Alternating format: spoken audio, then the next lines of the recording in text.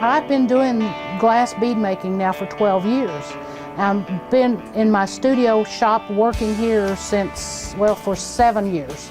So I'm here 6 days a week, all day long, and what I do is I demonstrate how I make the glass beads. And what I do is called lamp working, because alchemists used to use an oil lamp and a bellows to make their scientific equipment. So anybody who uses a torch rather than a furnace of glass is called a lamp worker. Well, I learned about glass bead making from reading an article in Lapidary Journal. It was about 12 years ago, and I thought, when I read the article, I thought, I really want to do that. I was a biology major in college. I've always been fascinated by the way glass worked. I mean, it's chemistry and the physics of glass is one of the most fun things I've seen in a long time. And I'd get in the laboratory and we'd melt pipettes and make them run and that kind of thing. But they'd always break when we got through with them, so I was trying to figure out what I was doing wrong and stuff like that. Well, anyway, one day I was here in the shop and I saw a lady that had on a handmade glass bead. I said, I want to learn how to make beads like that. She said, I'm teaching a class in October. Her name was Bonnie Blanco, and she was in Louisville, so I went right up there and took her class, and it was a one-day class. The first bead that I put on a mandrel, which is what we'll do is wind the glass up on a mandrel, was a little periwinkle blue, and I still have it. And it came out round. It was like, oh yeah, this is what I'm meant to do. I want to do it. From then on, I came home. I closed in my carport. I bought everything, all the equipment I needed to make glass beads, because I'm one of those people, I know when I want to do something, if I'm going to do it, I want to do it whole hog, as my granny used to say. And that's exactly what I did. Is I said, these are $10,000 beads that I make, because that was how much I spent just to get started. Now, that was 12 years ago. At the time, I was working in a medical laboratory. I'd come home in the evening, and this was basically mental health, because all day long I had looked through a microscope 8 hours a day. And so I could come in, lose myself in the glass, find a whole different world in that material. So now this is where I'm making my living. And I became from a fun hobby to a profession. And it's so much fun, it really ought to be illegal. I have more fun than I've ever had in my life. And it continues today to fascinate me, to watch that glass do all these magic things that it does. It's immensely rewarding to know that people are going to enjoy what I'm doing, when over all the years they never knew I existed when I was working in the laboratory. I was affecting their lives and they never knew it. Now I'm affecting the way they see the world, and it really is so much more rewarding. And actually, right now I'm making more money making glass beads than I ever did working for doctors. And it's been very, very good to me. And I'm very enthusiastic about glass beads right now. And fortunately, right now there's a big wave of interest in glass and glass bead making. And I'm just riding that wave as long as I can, and I'm going to stay on it. What I do with the glass is I take a metal rod that's got a coating of clay on it, and that clay coating keeps the glass from sticking to the metal. These are the glass rods I get. They come from Italy, and they're pulled into rods like this for bead makers. And I will melt that glass and wind it up on the metal rod, just like you'd wind up spaghetti on a fork. Now, glass itself comes from sand, but it got in the sand because of volcanic activity, and we want the glass to go up to volcanic heat temperature, and when it does, it will flow onto that metal rod just like it would flow down a mountainside. And that's how the glass beads are made. So when I pull it out of the flame, it freezes almost immediately. I'm heating the glass up to the temperature of the volcanic lava flow, which is around 2,000 degrees. If I pull that out of the flame, as soon as it gets to 1,000 degrees, it's solid again. And so that's some of the magic of glass. Now, the colors in the glass are added by putting metal oxides in the glass. This is a cobalt blue, so they've used cobalt to make that. The greens, they use copper. So you have a lot of chemistry going on here, and you can make the colors do different things by taking the oxygen out of the flame or adding extra oxygen. I call it the mad scientist effect. I love to play with the glass and see what I can make it do. And that's just the nuts and bolts of how glass works. Now, these are some of the pieces I've made using the torch and melting the glass. This is a necklace that is done with glass, and then the glass enamel is sprinkled onto it, and I've drawn a black line in there and then pulled it around. This particular piece is in the book called 1,000 Glass Beads.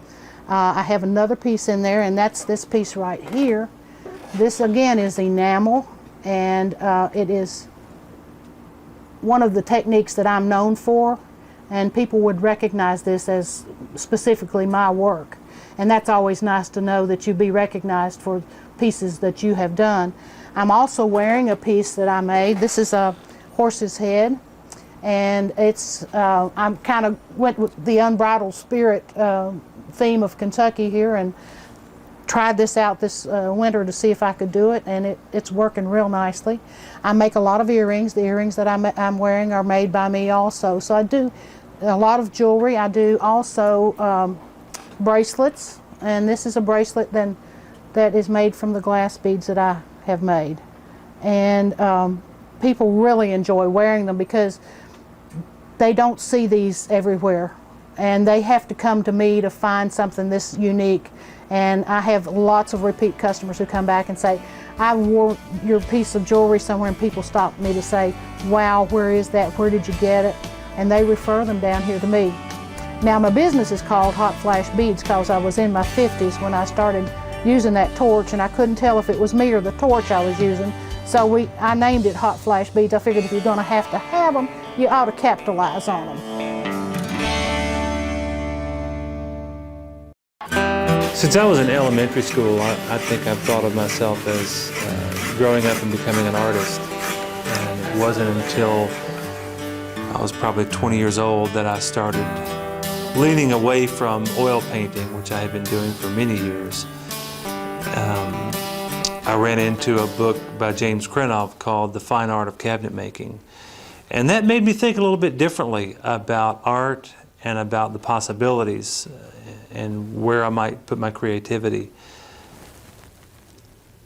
I really liked the way he talked about the use of tools. I really liked the way he arranged wood grain in beautiful patterns. His whole approach really spoke to me. But it wasn't until John Alexander's book, Make a Chair from a Tree, showed how to transform a tree into a beautiful chair with very few hand tools did I think that I could actually approach woodworking. Krenov's process required a lot of machines I simply couldn't afford. So I started out with hand tools, gradually developing a pretty complete shop with all kinds of different power tools. But that took many years to get to that point. And it was a lot of years of just barely scraping by. It wasn't until in the last 10 years or so that I've gotten to a point to where you could say I'm making a decent living. Demand for my work has fortunately always been strong. We've held anywhere from a 6 to 12-month backlog, sometime longer. Even after designing the whole process for efficiency, we're still spending 70 to 80% of our time with hand tools. There are a lot of details like the top sculpting here, which is done with a spoke shave, the carving knife to trim these off, a spoke shave to cut this chamfer.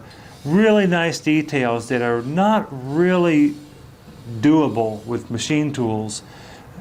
Add a lot of character to the chair and really allow a lot of expression that a factory-made piece won't have.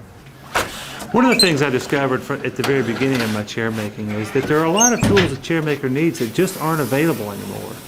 So early on I started making and designing my own tools, and that started to affect what I was able to do with the chairs, and then that would affect what I needed again in tools. And so all along, and even now, the chair making and chair design has involved a lot of engineering process, designing tools. I started making spoke shaves probably, well, almost 20 years ago. And now I'm designing a series of spoke shaves for Lee Nielsen Tool Works in Maine. Those are available now and are actually being sold all over the world. tool making and machine making, process development has been a very important part of what makes these chairs successful. Other tools that I make are too specific to my process to be a good tool for the market, but nonetheless I need them for what I do. So I built a special router table that can be added on to. I have a tenon cutting system that I've designed that's really good for allowing me to cut intricate joinery on the end of parts that have curves going in two directions. Things like this are available commercially, but not for such organically shaped parts as I like to work with. And I really don't like designing my chairs around available tools. I like to design my chairs and then design the process and the tools I need to make them. So it's a very organic endeavor that is influenced at the very beginning with the nature of the wood. The way the log comes apart, how I design the chair has to do with the structure of wood, the limitations of tools, and then I change the limitation of tools to elaborate on the designs that I can build. Working with the log and sawing it like this, I'm able to saw very true to the grain, which makes the strongest chair parts we can possibly make out of this particular piece of wood. In addition to chairs, we also make a number of different table designs. One of our more popular designs is a round pedestal table that we make in a lot of different sizes. This one is a 4-foot model that seats 4 people, typical of a kitchen table, but this one's particularly nice. It's got some curl down the middle. This is some lumber that I took out of a log that I bought about 4 years ago, and I matched it all the way across. You can see the knot patterns are exactly symmetrical and the grain matches all the way across. Nice wide boards here. I think that the enthusiasm of everybody here working at the shop helps a lot in getting people excited about purchasing something that we make. It's a fun place to be, it's a fun place to visit, it's a very fun place to work. People are drawn to my furniture, I think, for a number of different reasons. What I've done is to take the traditional Appalachian chair and just work with it, make it more comfortable, give it a little bit more of a contemporary flair about it. And I think that maintaining that connection to the Appalachian tradition gives the chair a warmth and a friendliness that people are attracted to. But we hold a very high standard of quality that's really rare in any modern furniture, and I think people have a lot of respect for that, and that gives a lot of value to what we do.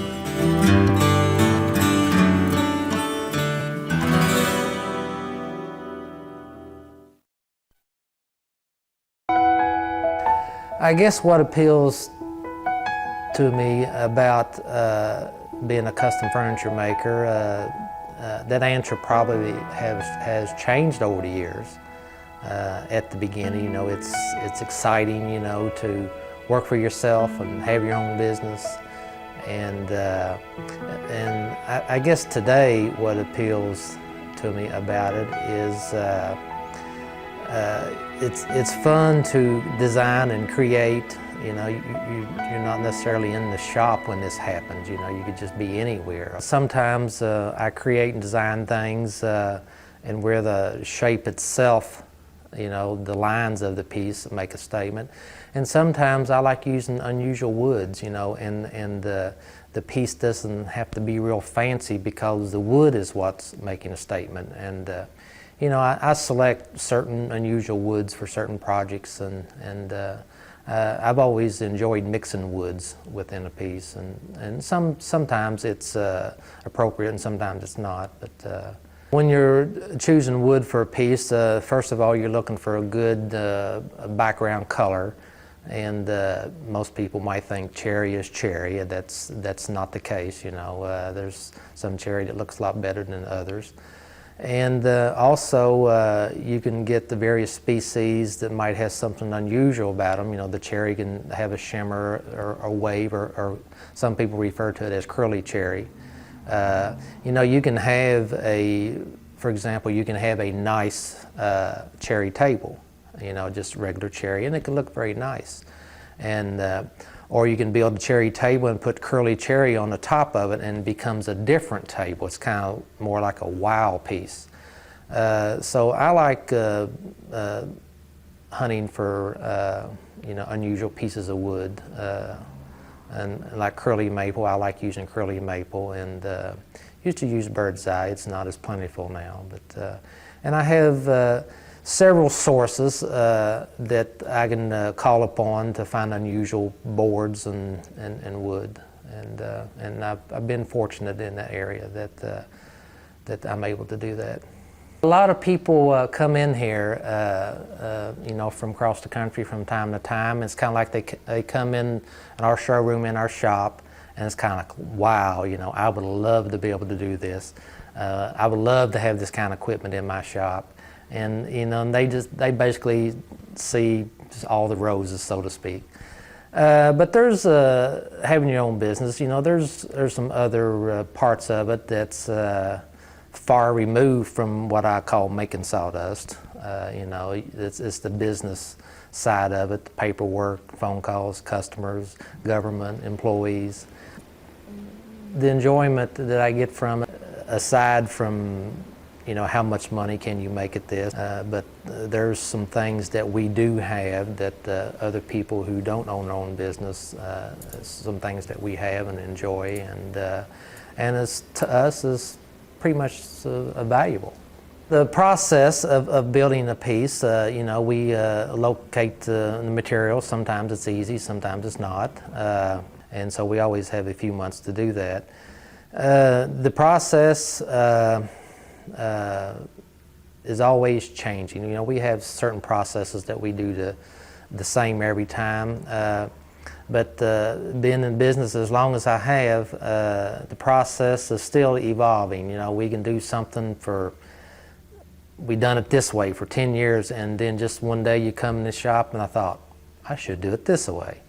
And, you know, I guess that will never end as long as you're in business. So when we take a job, like I said, it's several months before we, you know, probably would deliver it. And sometimes I do most of the design work and get the construction started, and then my brother Wally falls in and finishes it out, and he's mainly the finisher of the piece, and he's gotten quite good at that over the years. And sometimes we ship a lot of our furniture. We actually sell very little locally, and probably 80% of it goes out of the state. And we ship a lot, and we do a lot of personal delivery. Our customer base does pretty much span coast to coast, probably 25 to 30 states that we've actually delivered or shipped to over the years. I guess one of the things that excites me about this business is from time to time we come out with something new, some new design, you know, that we're excited about, and I enjoy telling customers how that evolved and, you know, how it came to be, and that's and it's also a good selling point for merchandise. You know, instead of just setting something on the floor and like, here it is, you know, tell them about it. And the people who show a lot of interest, we even take them back in our shop and we show them some of the processes, and the customers really enjoy that. You know, just seeing a finished product is one thing, but actually seeing how they made it is, you know, something totally different. And being able to show a customer parts of the processes, even though we don't actually do it in front of them, we can show them our bending jigs and our boiling tanks that we boil parts in, and various jigs that we use in assembling something, and you know, and they're really intrigued with that. A couple of features about the things that we make. One in particular is an idea that we came up with 7 years ago. Is we make a lot of seating, whether it be benches, chairs, or rocking chairs. We came up with the idea of woven leather about 7 years ago. It's a very expensive seat, but it's been pretty much a huge success for us. People really like it, and it fits in a lot of different types of home decors. We can be identified with our woven leather seats. We can be identified with our very high-end finish. We put on pretty much a flawless finish, and people recognize that without even telling them about it sometimes. But we're not necessarily identified by a particular style that we do. Over the years, we have done styles of furniture from basically one end of the spectrum to the other. We've done Art Deco, contemporary to very traditional, shaker style, so we're not really limited to a particular style that we do all the time. We build from bedrooms to dining rooms to smaller tables, occasional pieces. But I guess our favorite thing to build is dining tables and chairs. And rocking chairs. Those basically are our favorite items to make. Sometimes, we try to generate extra when we're building things. We try to generate extra pieces so we can put some things on the showroom floor, and people just basically walk in and buy those. But a lot of times we have customers comes in. They sort of have an ideal, don't really know what they want, and they come in with pictures and sketches, and it's kind of fun to help those particular type of people out, and we actually just sit there over a period of 20 or 30 minutes and finalize and what they're going to get and what it's going to look like. So we invite our customers to bring their ideals, and I probably enjoy that part of the business a lot, helping someone to kind of create a piece of furniture that's going to grace their home and be real special to them.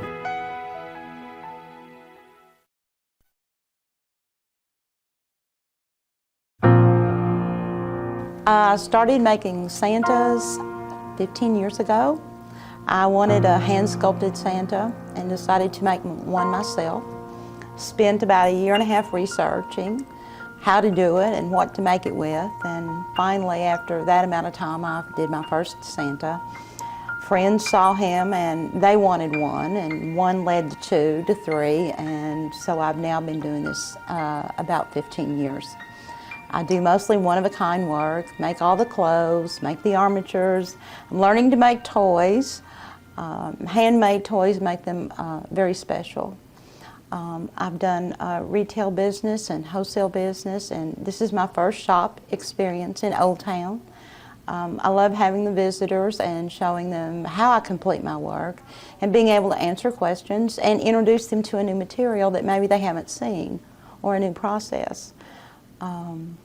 Today I'm working on a set of hands for a 24-inch Santa.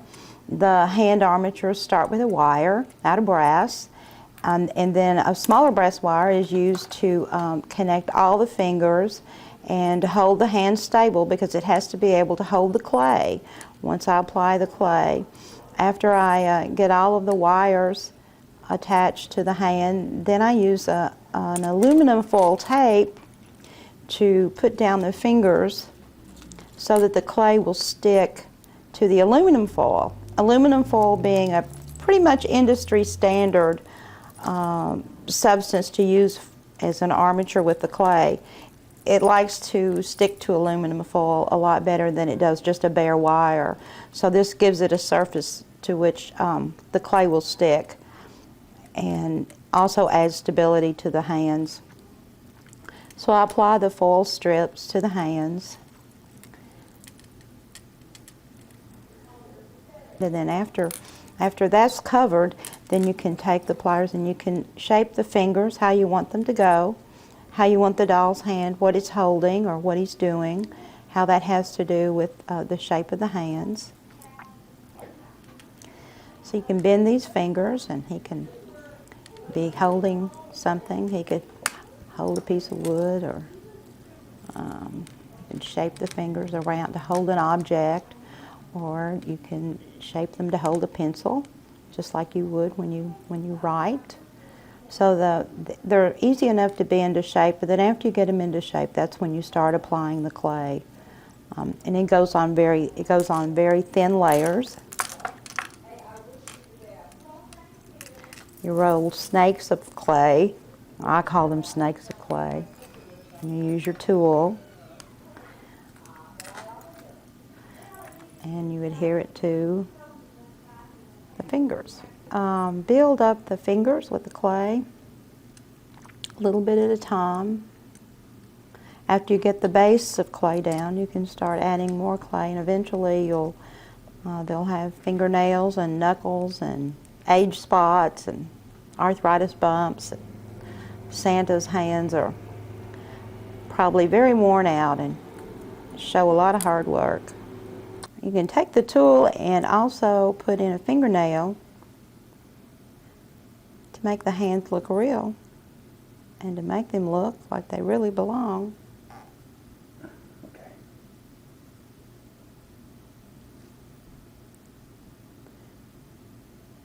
By using the tool, you can shape a fingernail. A nicely manicured fingernail.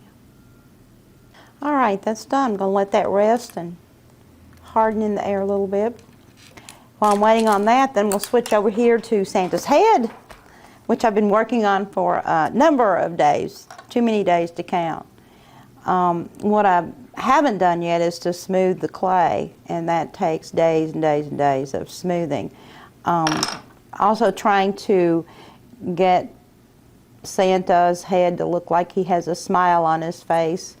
And a lot of that smile comes in from the eyes. So the eyes need to be happy eyes, and by moving the bottom eyelid up, especially over here on the near the outer corner, it makes the face look like he's smiling.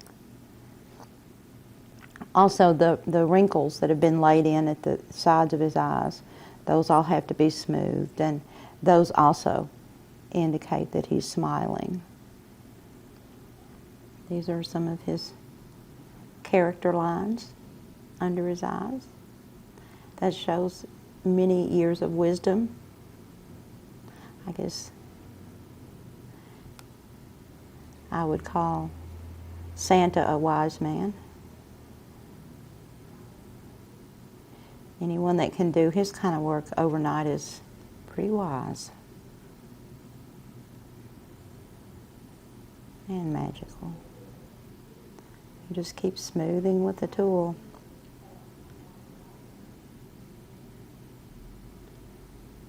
One of the easiest things to do with the head is to put in the teeth. They actually kind of happen on their own, and they look very difficult, but they're one of the easiest things about the head to complete. And especially if you have the right tool, and you just lay in these teeth and cut and smooth in between them and get the lips just right on the teeth, and they start to come to life. Looks to me like Santa has a pretty good dentist. He's kept his teeth a long time. You get some marks on the lower lip. As we age, we get some little wrinkles in our lips and around our lips. I just don't do Santa images. I do all kinds of other characters. I do English carolers. I do elves. I do what I call Berea elves, which are little woodland elves that play out in this area near the Pinnacle. I do 3 Halloween characters. I also do life-size work with Santa's. Sometimes it's feast or famine. You either have a really good day, or you may not see many customers at all in a day. But generally, it evens out. I've been in business 13 years, and some years are better than others. It doesn't mean I'll stop working, but it's difficult. You have a lot of faith. I have a lot of faith, and I'm using my talent, so I know I'm doing the right thing. And people come along and they see what I do, and they invest in my talent, and I call it an investment. And I intend for these pieces to be heirloom pieces. Another thing I like to do is I offer classes here in the studio, and we close the shop on a Saturday, and students can come in and I supply the materials, and they can spend a day with me, and when they leave, they've made a Santa to take home for Christmas with the directions that they can make another one when they get home. So the classes are a big part of the business, and sharing some of the skill and giving students a way to experience the material and create a piece on their own. Well, I grew up on a farm in central Missouri, and in high school, my senior year of high school, I took every shop class they had available, and started working with metal. I actually started building a Kentucky rifle, so that gave me a lot of metalworking experience. And later in the mid-70s, 1975, I was traveling abroad, and I was in Athens, Greece for the summer, and I became interested in pursuing jewelry making as my career, basically, and I've been doing it ever since. I met my wife, Sally, in 1984, and that's when we started this business.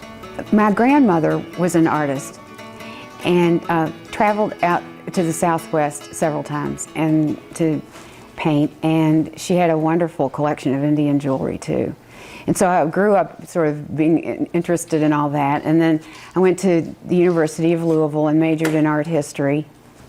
We started our business in Santa Fe, New Mexico in 1984. And I later on went out to Santa Fe, of course, and that's where I met Ken. And so in the horse designs, I especially like I like that sort of wild horse, the sort of Mustang image. In 1987, we moved here to Berea, Kentucky. And of course, it was not just the change in our physical location that affected us, but we had to, instead of making Southwestern style jewelry, we had to adopt a whole new set of design motifs that we've incorporated into our work. And as you can see by looking at our work, we've incorporated things that have to do with the horse culture, the shaker, and quilt patterns and things that are indigenous to this part of the United States. Most of our work these days involves pewter casting. Pewter is an alloy of tin, antimony, and copper. It's over 90% tin. We also work with sterling silver and also with bronze, which is a copper-based alloy. Pewter casting, since pewter is castable at 550 degrees Fahrenheit, we are able to cast it directly into rubber molds. With bronze and sterling silver, if we want to cast those things, they melt and cast at about 2,000 degrees. So we cannot cast those directly into rubber. We first have to create a master, make a mold of it, and then we form the wax into the mold, and then we use an ancient process called lost wax casting, where we make a refractory mold from plaster and around the wax, and then we burn the wax out at temperatures up to 1,400 degrees Fahrenheit, and then pour the molten bronze or pewter into those cavities that are left by the wax. And of course, the refractory mold has to be destroyed to regain the pieces, but the mold we make to mold the wax is what we reuse repeatedly. First, we have to have an idea. It doesn't do us any good to make something if no one wants to buy it. Certainly it could be rewarding to me, I suppose, to make something that just I want, but when we're dealing with, since this is how we make our living, it's very important that we can make things that not only appeal to people that come into our store, but appeal to people that visit stores all over the region for specific tourist locations. So we first come up with what we feel is going to be a good design concept. We have to develop a drawing. I draw pictures for the designs. It's sort of the beginning of it. And in my designs, that Western thing sort of sneaks into it. Then from that drawing, I usually take the hand drawing and I recreate it on a computer. And then depending on the design of whether it's something that can be replicated through hand engraving, we may do it that way, or we may actually use a computer numerical controlled engraving milling machine to create either directly the mold or the model in various materials, wax, aluminum. Sometimes we work directly in pewter to make the models. It just depends on what's the best way to create the best design and interpret that design as a piece of jewelry. Once we have the mold made for pewter, then we can go directly into casting the pieces. We have to work in our casting room to do that. And then once the pieces are cast, we have to then break them free from their sprues and then grind them and then we have to finish the pieces by coloring them and then polishing and making them shiny, and then we're ready to start making jewelry with them. So, and then we've learned that it's very important to package our work so that it's presentable and also carries our identity with it, and then it's ready to be sold in our store or shipped to anywhere of our customers that sell our things all over the United States. And we pride ourselves on being able to take traditional design and kind of reinvent them, creating a product that has a nice balanced feel, not just so that you actually, when you look at it, you feel like it was created for that design. When people work with us to develop a product, they're getting my undivided attention and doing the best job that we can possibly do in not only creating the piece but in the design work. I think what's important to understand about the studios in Berea is that this isn't our hobby. It's how we make our living. And I think being an artisan studio that makes our living doing this is for our, I mean, my wife works with me in the business. Sometimes my son even helps. It's very much a family business. We do have some employees that help us. But I think the important thing to understand is this is how we earn our living. And I've been doing this kind of work for over 30 years. Our business has been, I've been working with my wife for over 20 years. I guess to be a full-time working artist means lots of different things. It means, number one, if you have to work all the time. We started out, first we just sold the stores. We started out working at 400 square feet in our studio in New Mexico. And when we moved here, we built the studio here where we are on North Broadway. And this has helped us so we don't have to do craft shows because we have our own store. We used to do 10, 12 craft shows a year. I used to do trade shows, New York International Gift Show and different things. But we've learned to kind of target our market, and we have to work very hard here. We have to pay a lot of attention to all of our P's and Q's about running a business. We have to save money throughout the year to get through the winter because there's not a lot of commerce happening in this business in the wintertime. But I guess I've approached this there again more from an industrial arts point of view than just artsy. I originally started out being a musician, and I guess I got the artsy side out of my system quickly. But it is interesting to me to learn to work as an artist and make a living that way. It's kind of, I wear lots of different hats. I can't wear just one. I can't just think one way or do one thing. I've even had to become involved in politics at different times to help the craft industry along its way. But I do believe that it's a tradition I know that started in my family back in the 1500s, as my ancestors were weavers in France, and they had to leave as they were Huguenot, and they proceeded to England and eventually to Kentucky. And so even though we were farmers in between, I feel like I'm bringing something back that's a family tradition of making a living as a craftsman.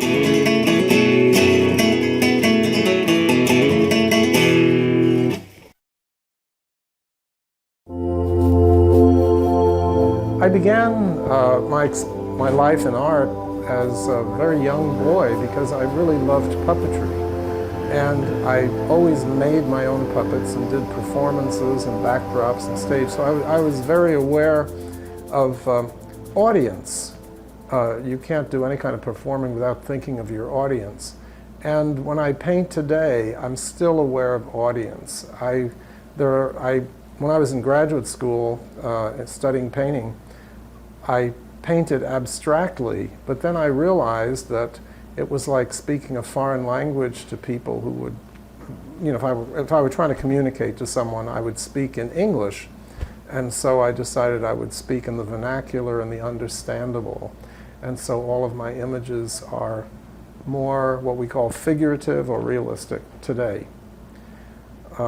I paint with watercolor or acrylic, mainly because in the case of the acrylic, the media is very quick drying and very forgiving, and I can make lots of changes as I work on the painting.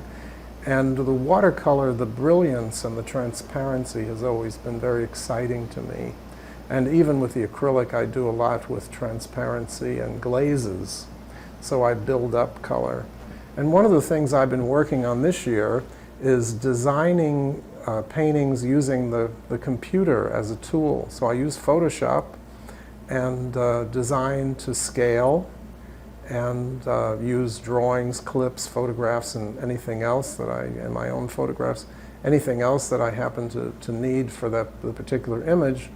And then when I can see how it might look roughly, and then I eventually begin working on the painting. It's the same scale, so I don't have to keep changing things around. I've had that opportunity before, so I'll begin the painting and layer that. Every once in a while with my digital camera, I take a shot of the painting and I put that on the computer and I try alternative solutions and changing colors, changing lights and darks. Things that it would take years for a painter to do, I can now do in a few seconds. So it's really quite amazing. But it isn't fill in between the lines. It's still about painting. The name of the business that I have is called Only Art. And it is a business. I do earn a living as a professor of art at Berea College, so I'm not thinking of it as my primary source of income. But I do have prints of my paintings, and every Christmas I design my own Christmas card and print those. And a few years ago I decided, well, I have all these Christmas cards saved up because I always print too many. So I began to sell those in the gallery, and they seem to be very popular and people like them, and I always paint an angel. As a business in art, I've done many different kinds of things which do yield money.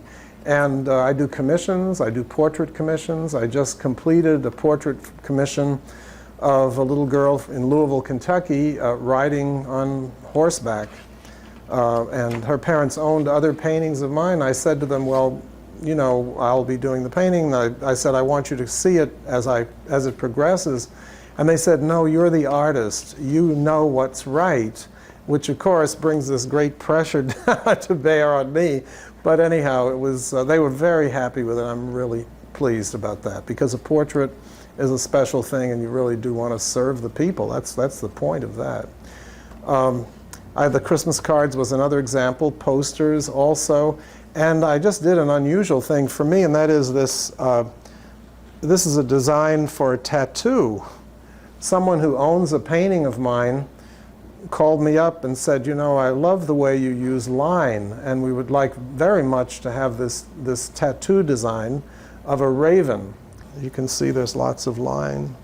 And I haven't seen the person yet who has the tattoo, but it's reported that it's in place. So anyhow, that's another thing that I do. And I also have made puppets, which I have sold, and done performances, taught courses, all kinds of mini courses in drawing, painting. There's some things I really believe are true about painting, and one is that it is a story. And it's my job to tell the story as well as I can, and then so I have to build up all my skills, and I have to really work hard on my technique and all of that. But the story is only complete from the other side, so the person seeing the painting completes the transaction. And it's really great when people do see exactly what I'm trying to say or wanting to say. And another thing I do, and you can see it in this painting, I think there are areas that look, if you see them by themselves, they look like a big, just an area of color. And when you see it in the context of the whole painting, You can see this is light coming through leaves, maybe. This painting is called Dappled Things. And what I'm saying is that I would like the person to be able to perceive the deer, but at the same time to perceive the marks that make the deer. And that's what painting is about. And to me, the really magical moment is when the person looking at it changes it from the marks to the deer in their mind. And that's really what I seek. So what I said earlier about audience is so important to me. Not because I want people to stand back and admire. I want them to join in. I really think the artist is a servant. I really do. So I think that my job is to do for other people what they can't do for themselves. And that's just like your doctor, the person that repairs your car. I don't think it's a very different kind of attitude that I have. And then as far as art goes, I think it's very important to be present in the work. Now, what does that mean? That has a lot to do with just being emotionally there when you create the work.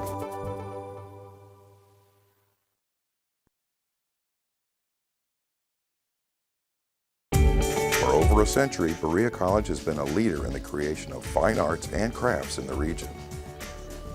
Berea College is known both for its distinguished academic reputation and for its long-cherished tradition of student crafts. I'm a freshman nursing major. This is my second semester. I received a letter in the mail telling me that this was going to be my job. This is Broomcraft. Through student crafts, we as students are able to help pay off our tuition for school. I've been here, let's see, I guess about 8 months in this job, mainly braiding brooms, and I really do enjoy it a lot. Okay, so what I've done is I've made a loop, and then I've wrapped twine around the broom to anchor the loop down. And now I add stalks. First, this is what the stalks originally look like.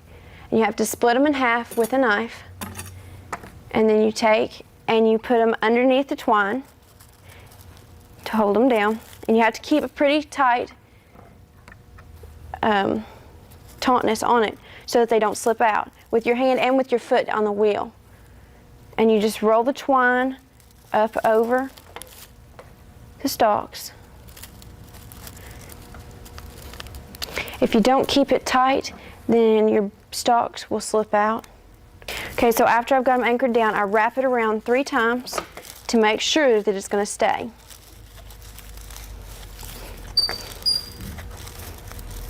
And then I cut off these extra ends.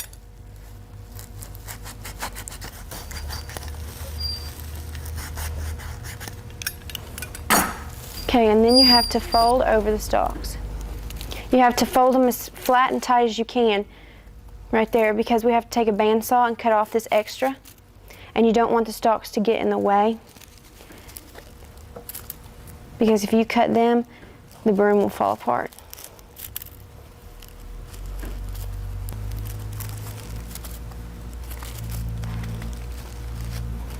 Okay, then you wrap it around again 3 times to anchor these where they are.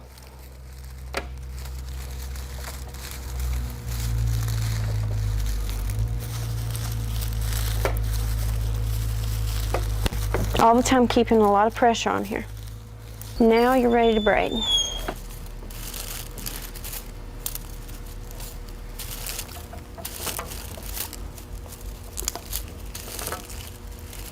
So I see where it's going to go approximately, and then I trim.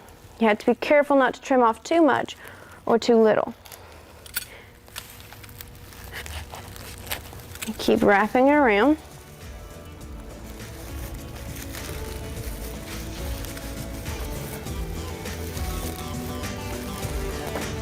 Hit it good so that it's locked and anchored in place.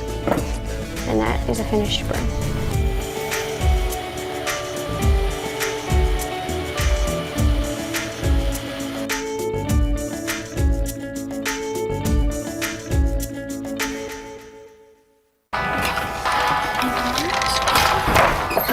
My name's Molly Barnett. I'm a junior here at Berea College. I've been a weaving student now for 3 years. This is my first labor position when I came here to the college, and I've stuck with it.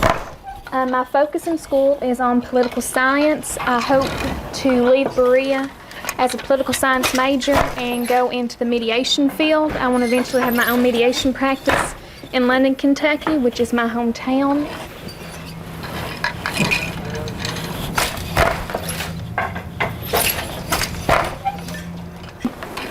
Today I am working on placemats. This will be part of the breakfast set. What this is we have actually 2 placemats here, and we'll come along right about here and divide it in 2, and then we come in and do sew lines and all that. We sell this along with napkins, and so it's one of our better sellers. And we're actually trying, this is a new idea. We're doing color, and so we're just kind of experimenting with it right now. This right here is a shuttle, and this is a beater bar. And so the weaving actually, I think, is the easiest part. The hardest part is probably just getting the loom threaded. There's on average about 1,200 strings here, and so that takes about 4 hours. And so that can be the hardest part. I haven't had to do that much. I've been focusing mainly on the finishing part and that right now, so I've had it easy, I guess you'd say, for a little while now.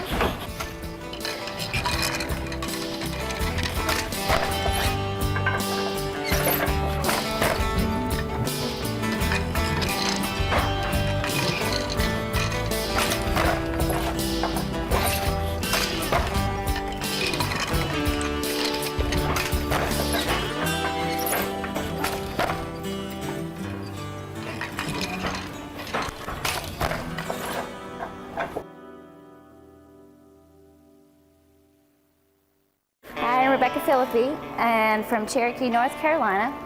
Came up to Berea College to study theater and music, which I am currently doing, and work in the woodcraft department at Berea College. Main reason why I came to Berea is probably because, first of all, the tuition is a big thing here, and part of my labor position is to actually help pay that off. And what I'm doing here is I'm weaving. We have different jobs here in woodcraft, and one of them is we have to weave these stools, and we use seagrass to weave it with. What I'm doing here is basically you have to first wrap the stool around this way, as you can tell, until you get evenly. You can count 4 across to make sure there's evenly 4 across in groups of 4. And then what you're going to do is you're going to go over, it's always in groups of 4, you're going to go over 4 and then under 4, and then you're going to go over 4 and then under 8, and then over 4 and then under 12, and it goes in 4s. And right now I'm about halfway done here. These are some examples of the finished products. Just make sure it's really tight. When you get there, you need to, I always use this little tool to help me push it up to make sure it's just really tight, and it just needs to be very secure to make sure it's very secure. I'm just going in and out, over and under. I'm going to do it again in groups of 4. You can see each one has 4. You can make sure it's just really tight, but you don't want to pull too hard because sometimes it'll break the seagrass if it's really dry. And let me show you the underneath part. Is we have to divide this up pretty evenly. We just guess about where the middle is, and the way we make it look like it's a constant string of seagrass is we tie, when you run out of a string, what we do is we tie, you could probably see it in here, a piece off to make it look like one continuous strand, and then we just hide it underneath, which is kind of tricky sometimes, but you can get it going. And this is what it looks like when it's all finished. It's a finished product. That's what it looks like. There you go. That's the end.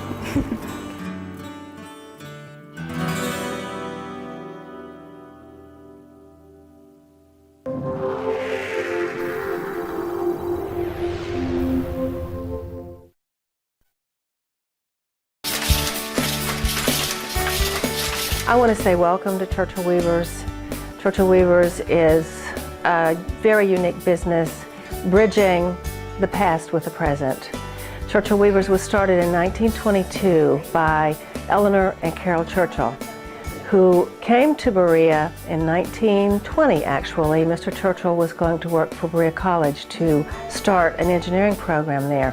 It didn't work out, and the Churchills saw an opportunity to continue an idea that they had had in India several years before, and that was to provide employment and economic development through labor of the hands, specifically through weaving. He was an engineer.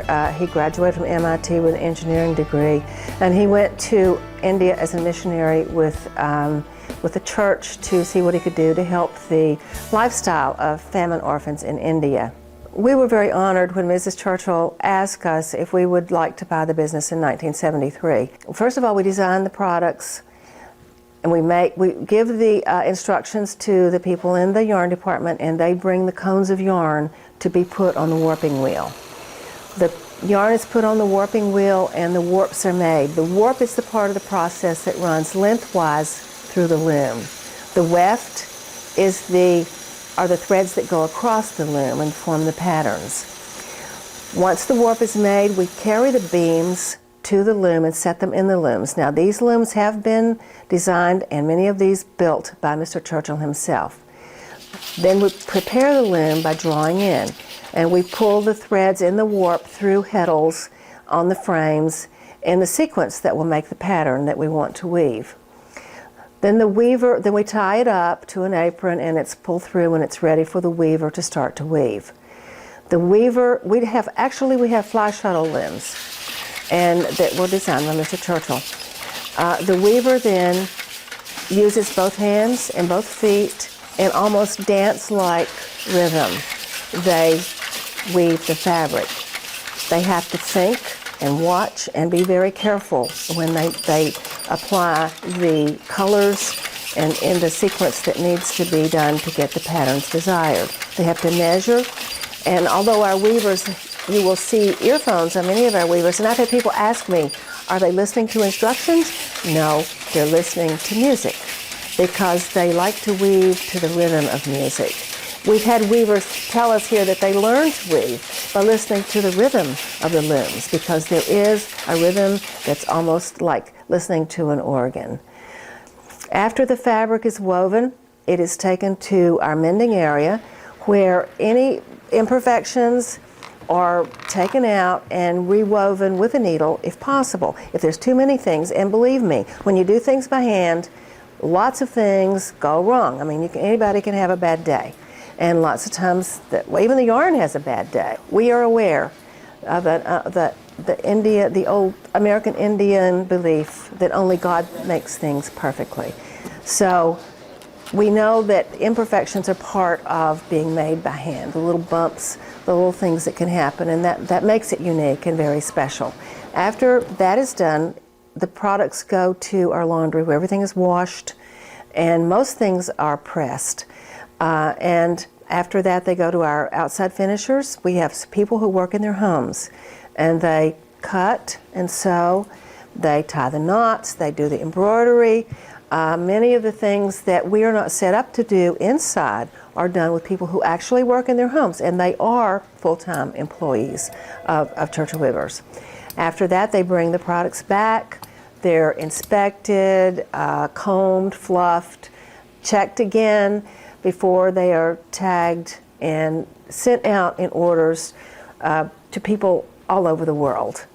And on each tag that goes out to people all over the world, there's a card that says, "Wove proudly in Berea, Kentucky by," and the name of the weaver is on there. And sometimes our weavers get fan mail, which is a big, exciting day for them. They love to do that. And it's actually an amazing thing to me that a man that I met, Mr. Churchill, worked for Thomas Edison for a very short while. The connection between the centuries it's pretty amazing. And the business that Mr. Churchill started in India and continued here in Berea, Kentucky is an amazing story. And when he came to the United States with his wife in 1920, and in 1922 they started Churchill Weavers, they continued the mission of providing employment, which was their goal. Since 1922, Churchill Weavers has been in Berea, Kentucky, and proud to be here. We've employed many, many people over the years. I say we because my husband and I continued the tradition. We bought Churchill Weavers in 1973.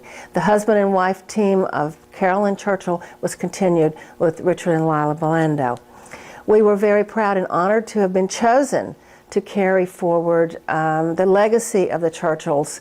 And Mrs. Churchill told me many times that she was happy that she had made the choice that she did, and certainly we were happy that she made that choice because our life's work has meant a lot to us here. And over the years, many things have happened to make Churchill Weavers known around the world. We are nationally recognized, internationally recognized, as being foremost pen weavers in America. Our history at Churchill Weavers is such a rich tapestry of so many things that have happened here. We wove scarves for Shirley Temple. We wove the first linings for the astronauts' uniforms. We have made upholstery fabric for several museums around the country. We have woven huge commissions for architectural installations in several buildings for a very, very famous textile artist. Over the years, we have done so many, many things that it's hard to comprehend the effect and the value that Churchill Weavers has had on the lives of people in America and around the world. And we are so proud of our history. We're so proud that we still make things by hand, because we believe that making things by hand and providing things made by hand is an important part of contributing to life as we know it. So many things are computerized, so many things are technologically geared that sometimes we lose touch of the human touch. And we believe that although we could have power limbs, we think that the things that we make by hand are so important because they enrich the lives of the people who get them. We believe in hand to hand and heart to heart. We believe in the value of what we do here at Churchill Weavers. We believe in the value of the people who make those things at Churchill Weavers. And we are so proud to be a part of a very important endeavor. And we do make things still by hand the same way they were made a very long time ago. The same looms, the same warping wheel, the same techniques as Mr. and Mrs. Churchill when they started the business in 1922. Much of the equipment is the same equipment. Much of it was built by Mr. Churchill. And we are now almost 85 years old.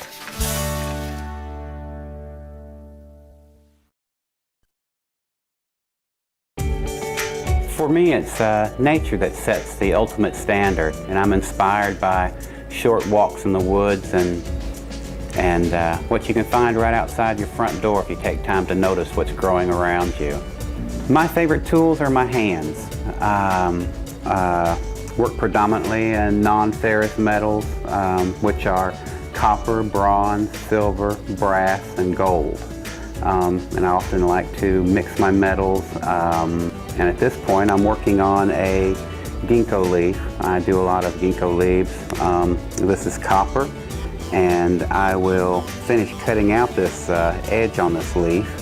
And then I'll take a hammer and I'll texture in the lines for the leaf. And then I'll show you what it looks like when it's finished. So here we go. Flip my visor down. And the jeweler's saws are really very fragile blades, but if you take your time and have a steady hand, it's real easy to follow the lines. I generally draw everything out before I start cutting, and I'm just about to the end of this, and I tend to give it a little bit of a loose cut because that adds to the nice edge of the leaf. And here we are at the point where we can put the saw down and then switch speeds and go right into the use of a good hammer.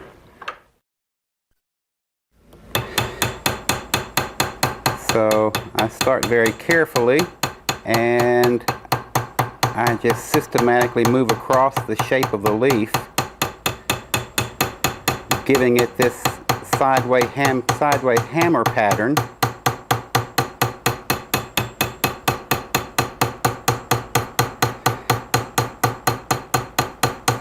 And the more I hammer it, the more life the leaf will get, because it'll start to kind of curl and turn on its own from being hammered.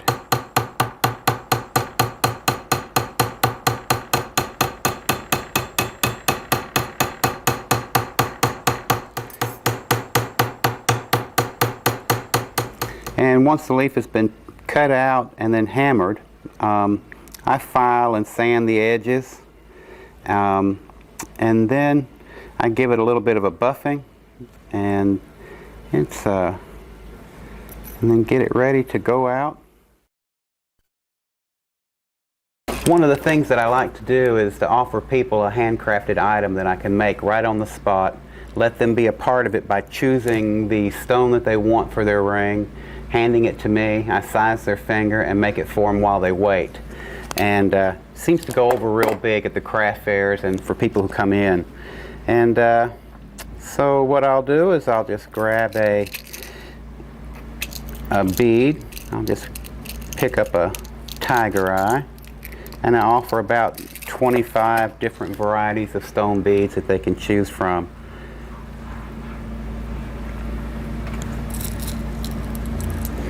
And start off by centering that first bead, and then adding the beads on either side. And that's how it starts. And then this is where the magic happens. I go ahead and insert my ring mandrel, and then I'll decide on what size it's going to be. Come up, get it centered, and then pull it around, get it into place, and that's the beginning. And it takes me about 3.5 minutes when I'm on my game to be able to produce one of these. And I have made as many as 125 at a craft fair in a single day, which leaves my hands pretty tired, but makes me happy. I made up a briefcase of jewelry items and started walking around the streets of Berea and happened into Churchill Weavers and got my first account with the folks at the Weavers, and that was how it started. And I've been going full strength ever since. And after this little ring is made, I take a little buff cloth, give it a little hit to take my fingerprints off, get it bright and shiny, and we have a perfect little gift. And what you're looking at right now is a piece of sterling silver that's been stamped out in a circle, and there's a small hole drilled through. And what I do is I hand draw my designs. This is a new design I've started doing within the last few weeks. It's kind of a curly tree. And after I've drawn that design, which makes each one a one-of-a-kind because I just don't redraw. I mean, I get the similar images, but they're always changing and evolving. I'll thread that blade through the hole that I've drilled in this metal, and then press the blade with my chest into place. Remove that mandrel and pop in this little bench pin.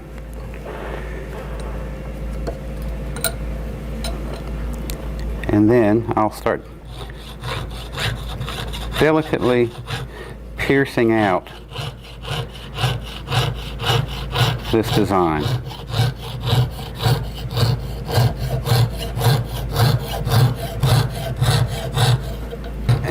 I'll just work real slow in order to kind of release that tree out of this image. And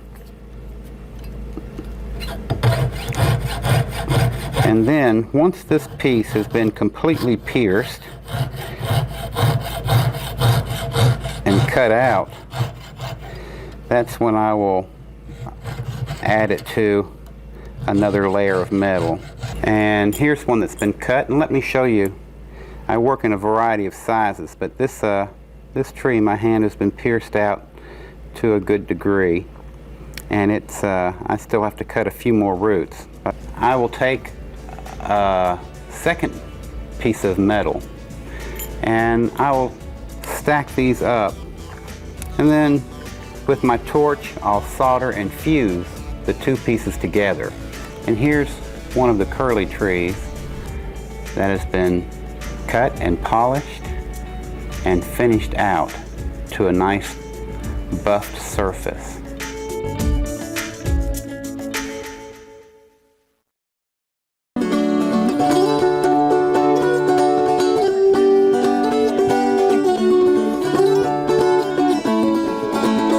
So many years have come and gone, love is still and true as strong as when I found her long ago, and still the bluebirds sing. Hi, I'm Warren May. Been making dulcimers about 34 years now. I actually saw one of my first dulcimers in Richmond, Kentucky, but when I saw the dulcimer kits in Gatlinburg, I was already teaching high school here in the Kentucky school system. Once I saw the parts and pieces, I knew that I could make all the woodworking. So I came home and started my first dulcimer in 1972. Since 1972, I've been working on dulcimers almost every day and every night. In other words, I sort of found what I wanted to do. After continuing teaching for 8 years, my wife Frankie and I came to Berea. We chose Berea as just the very finest quality and nicest place we wanted to settle. So we came here in 1977 and had our shop here, the Warren May Woodworker Shop, since then. We started out very, very modestly, actually hand carving just one or two instruments at a time. Gradually developed my dulcimers to where I could make them more efficiently, still pursued the most authentic traditional models I could do, but then I wanted to develop my furniture. I did real heavy classical furniture, which eventually evolved into sort of natural one-of-a-kind pieces, and lately more of my Kentucky inlaid pieces. I use what I would consider the best pieces of wood. Use a lot of the natural grained features. Some of the wood is very old found wood, which usually has some historical value. The other wood I've harvested myself locally. Mostly walnut and cherry and poplar. I analyze each board, decide what part of the dulcimer would be best suited for. Then I proceed to actually process the wood in parts and pieces, the fretboard first, the scrolls to hand carve on while we're assembling the top and the backs. But all the wood is processed in my shop. Furniture is much more challenging as far as the whole piece goes. If you just look at a drawer of a piece of furniture, you can't tell it's going to be a nice classical piece. Once a dulcimer assumes its shape, you can tell it's going to be a dulcimer. But a piece of furniture, you have to design the entire piece, and with very, very high discipline and every bit of skill I've learned in all these years. And hold that discipline until the piece gets finished, the very, very finest that it can be in my shop. The dulcimer is Kentucky's official state instrument. Part of that is historical, with John Jacob Niles from Louisville having traveled and collected a lot of the mountain folk songs.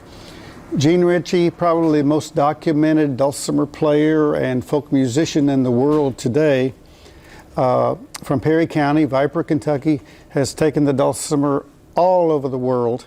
And the very simple, most authentic Kentucky dulcimers are what I try to do and try to keep that tradition going. I determined early on in my instrument making career that I was going to really keep the traditional instruments going and preserve as much of that quality as I could. Yeah. I really like to include what I call the Kentucky features, and a lot of it is handwork. One small feature would be this bead around the edge, makes it much easier to handle. It is a protective edge and also a decorative, but it is a classical detail of the Kentucky dulcimers. The carved wooden pegs, the fully carved scroll, I really do hand carve it with my hand whittling knife. Hand work the sound holes to fit each selection of wood here. Generally everything's book matched on the top and back. But what really makes it a Kentucky dulcimer is the very soft, easy playing sound. While it's very easy physically to play, the Kentucky dulcimer, as opposed to perhaps a contemporary or a modern dulcimer, it would have a much more pleasant harmony in the sound. And I try to achieve that and preserve that over the years. People asked about the different species of wood, because the most authentic is the old tulip poplar. It's most likely all your log cabins and houses and barns would have been made out of the easy working poplar. Some of this wood is 100, 200 years old. The walnut would be the mellowest in tone and would be very, very soft and easy to listen to, and would be a little improvement in tone. Poplar is a little bit brighter and more mountainy, ringy sound. The cherry is a very smooth but very clear, precise sound. And sometimes even the body style, the hour drop here, which is a combination of body styles, it has a wider voice range. It's more treble and more bass. It has a little more depth and richness of tone. The dulcimer really is the easiest stringed instrument to play. The reason for that, it's just two perfect notes, bim boing, bim boing. That's a perfect musical harmony. If you strum a dulcimer, you're playing perfect music. The notes are numbered like 0, 1, 2, 3, 4, 5, 6, 7, 8, 9, 10. And of course all your songbooks are written with numbers, and you play primarily on this first string. Now you can play hundreds of songs, almost any song, by notes like that or numbers. The good part is we've learned how to make chords. And with three basic home chords like D and G, that's your old amen chord, amen. Or in country music, Yahoo, Yahoo. And then you slide down to A and A and A and home to D. So with D, G, and A, and a little filler with your strum down here, you can play any country, play along, sing along song.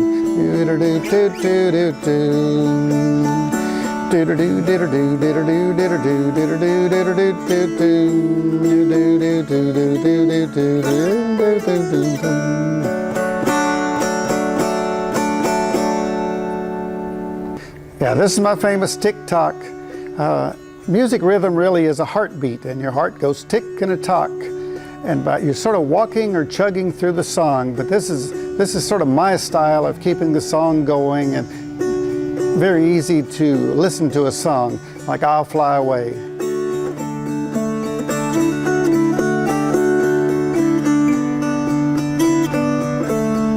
The song keeps going as long as you keep tick-tocking.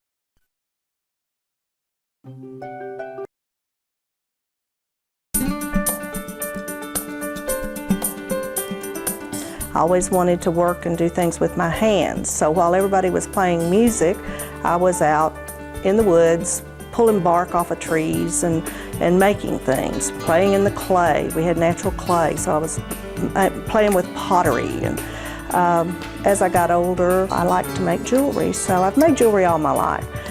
I taught for 27 years in Madison County School District and retired in '98. But before that, I always went to the craft shows, and the jewelry always fascinated me, from the metal smithing all the way up to, in the later years, the wire. Because the wire work that I have been seeing for the past few years was just coming into this area. So it fascinated me, and I thought, I want to try that. So I went to wire wrapping school, a lapidary school actually. And I have just been in love with it ever since. And from there, we started adding beads, and I got interested in how do you make beads, and cabochons. My husband actually makes my cabochons from the slabs for me that I wrap. The cabochon is a piece that, as I said before, starts with a slab of mineral rock and is cut to a 1/4 inch thick. It's polished, and then you get this beautiful finished piece. We have some pieces here of the Kentucky agate, and this is a mineral that is found in Kentucky, only in Kentucky, and in a nearby county, a couple, maybe 3 counties in the state. A lot of Kentucky agate, but not the beautiful colors that you get with the black and the red and the yellows. These 2 pieces here, the mookaite, which is becoming more rare, is found out west, and it usually is the colors that you see here, and they're kind of blocked in color. This particular piece next to it is the horn coral, and this is millions of years old. I do dichroic glass. I have a kiln. These are pictures of dichroic glass.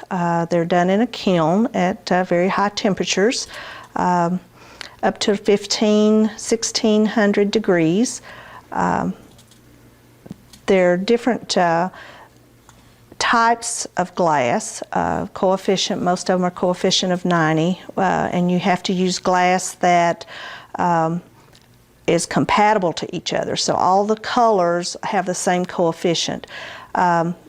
Different colors are stacked together and they melt together. So these are different colors put together. This particular piece has no clear on it, so you got a matte finish. This one has a CZ in it, and the window up here. I also have a minor bench burner, which I make glass beads from. So the more I got involved with using the wire, the more I wanted to make the pieces that enhanced the wire. The wire that I use is sterling silver. It's 925, and the gold that I use is actually rolled gold or gold fill, 14 karat, which is a 1420 wire. As far as the beads, I had said we use a bench burner, which is nothing more than a torch with a flame. We use a mandrel and actually put glass rod to that, and but I don't do as much of that as I do the cabochoning and also the dichroic glass, which is nothing more than stacking glass and putting it on a brick and putting it in the kiln, and then it takes a form. I use only my hands and very simple tools. It sounds complicated, but in reality it is very simple once you get the techniques. As far as the business goes, no, this is not my main source of income. I am a retired school teacher, but I try to make this business sustain itself. And at first, it was hard to do. I had to kind of keep putting money in because I didn't have the machinery and I didn't have the product that I needed. But after 4 or 5 years now, it's pretty well self-supporting, and I don't really take anything for myself as far as salary or anything like that, like a lot of the artisans do, because it is their livelihood. But I do want it to be self-supporting, and I do want to eventually be very successful at that and be able to maybe give myself a salary. I look around at my colleagues here who actually are the artisans in this area, and I'm kind of the new kid on the block. but they inspire me. And I look at their work and I think, you know, one of these days I'm going to be where they are. So I'm working very, very hard. I'm pleased at the progress I've made because I do think that I am good at what I do, but you know, there's always room for improvement.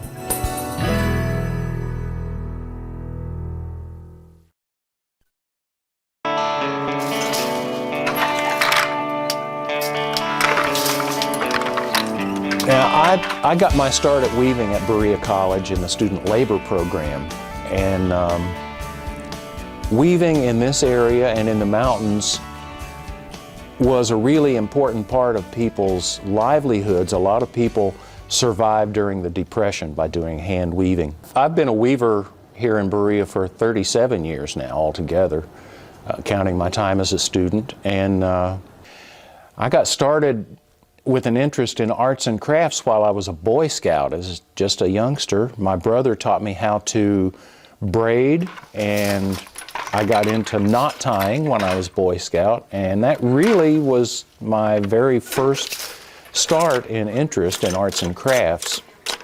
And after I got to Berea here, I got a student job in the weaving shop. After never even really having seen a loom growing up before I got here, I had no idea that weaving was going to be any kind of an interest for me. But during my student career, I gained more and more interest in weaving as I went along, and these traditional patterns that I reproduce here in the shop really grabbed me. When I first saw them, I said, I have to stick with this at least long enough to learn how to do these. And after that, I got a job working with Churchill Weavers as a production weaver.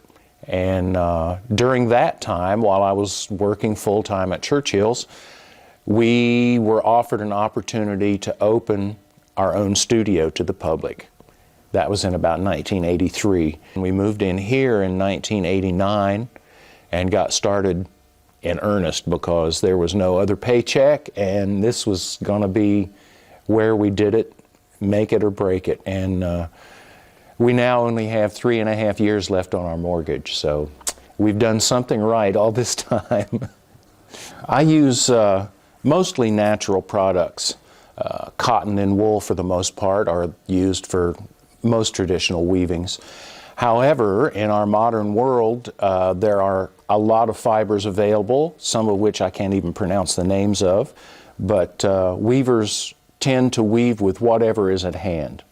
And so you will find a wide variety of materials and techniques in hand weaving these days. I tend to stick to the more traditional things like the overshot patterns and simple structures. But I've also woven with things like leather and mylar and metallic threads. People have been weaving on looms of various descriptions for over 8,000 years. I take my cotton and wool yarns, wind them into a warp, which is what the lengthwise threads on the loom are called, get that warp wound onto the loom and thread it up through little eyes called heddles, and that prepares it for actual weaving. And on some products, that setup time can take as long as 20 hours for a large piece. Smaller pieces won't take quite that long. There are several parts to the loom that are important in producing fabric. Of course, I mentioned the heddles. Those are the little eyes that the warp threads get pulled through that raise and lower those threads during weaving to produce pattern and texture. The back of the loom where the warp threads are wound on is called the warp beam. That's what holds everything tight while you do the weaving and getting nice even tension and the warp wound evenly on there before the whole process, before the weaving process itself starts, is very important. Without a good warp, you don't have good cloth. I also use what's known as a flying shuttle loom. I don't actually catch and pick up the shuttle every time I throw it across. I have a string that I use that flips it back and forth for me. And that flying shuttle mechanism is what is credited for starting the Industrial Revolution in the late 1700s. Now, when somebody places a custom order with us, sometimes I need to design a piece of fabric of my own idea. Now, with some of these traditional patterns, I can also include people's names and wedding dates or birthdays. And it's part of our job here to help people preserve that or reproduce it so that they can still see what the originals look like. Now, once one of these beautiful pieces is completed on the loom, as it comes off the loom, the ends of, say, placemats or baby blankets that are all connected as they're woven on the loom have to be cut apart, and those edges have to be finished. There are various finishes you can use. Sometimes a row of knots across the edge of a piece is all that's required. Sometimes it needs to be stitched and hemmed. I'll tell you, getting started in our own business independent of a regular paycheck was kind of scary. You know, you're used to having that every 2 weeks or every week or however it comes, and you pretty much know how much is going to be there every time. And when you get into a business of your own, things go up and down sometimes rather quickly, and it can be very discouraging. Some people never make it past their first year in their own business. Some people don't make it 6 months. And so being able to stick with something like this has been a real accomplishment for us. All in all, though, I'd say that it's worked out better for us owning our own business and doing what we do. It's really difficult to be a hireling and come in and take orders and, you know, have somebody tell you, I want you to do these 3 things today. Sometimes when you own your own business, those 3 things have to go on the back burner because something else comes along, and you have to handle all of that. So you learn how to prioritize, you know what comes in what order, and that can be a really valuable lesson as an independent business person. I have a couple of pieces here of my own weaving. This is an old pattern called 4 Locked Hearts of America. This is what we call an accent mat, and it's used as a centerpiece under a vase of flowers or in the middle of a table as a decoration. Very easy to launder, all cotton as I said, and so it has a nice hand and it behaves well. It's structurally very sound. And I also have here a sample of a placemat. This is an all cotton placemat. Again, that makes it easy to launder and easy to care for. This is a nice heavyweight mat that would be good as a protection against heat on your table. It would keep a hot pan from scorching the top of your table. We also do a variety of products here. The old-fashioned full-size bedspreads, or coverlets as they were known in the mountains, rag rugs, napkins, gee, just you name it. If it's fabric, we can probably weave it here.